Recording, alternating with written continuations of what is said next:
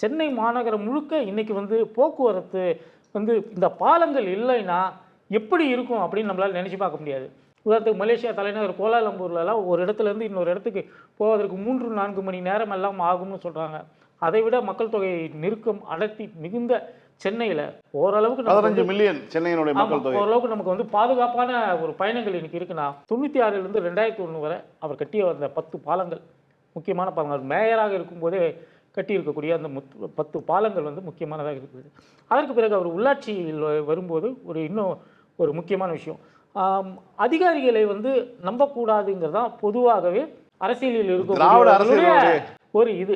ஆனால் இவர் அப்படி வந்து அதிகாரிகளை வந்து முற்றிலுமாக இவர் வந்து புறந்தள்ளினதே கிடையாது. என்றைக்குமே வந்து அதிகாரிகளுடைய ஆலோசனை கேட்குறாரு.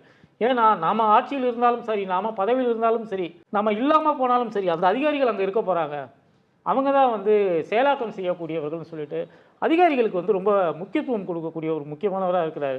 அந்த அதிகாரிகளுடைய திறமை என்ன அப்படின்னு தெரிஞ்சுக்கிட்டு அவங்கள ஊக்குவிச்சு, என்னோட ஐடியா இதை நீ எப்படி இம்ப்ளிமெண்ட் பண்ணுவ அப்படின்னு ஐடியா கேட்டு செய்யக்கூடியவராக இருக்கிறார். உள்ளாட்சியில் அவர் மிகப்பெரிய ஒரு உள்ளாட்சித்துறை அமைச்சராக ஒரு மிகப்பெரிய ஒரு வெற்றியை பெற்றதுக்கு அது முக்கியமான காரணமாக இருந்தது.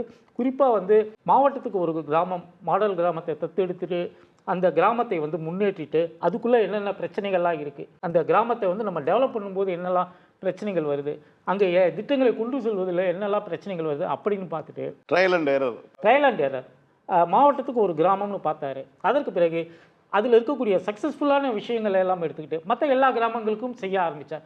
மெயினாக அவர் உள்ளாட்சித்துறை அமைச்சராக இருந்த ஒரு காலகட்டத்தில் தான் நகரங்களுக்கும் கிராமங்களுக்குமான சாலைகளை இணைக்கிறதுல வந்து ரொம்ப மும்முரம் காட்டினார்.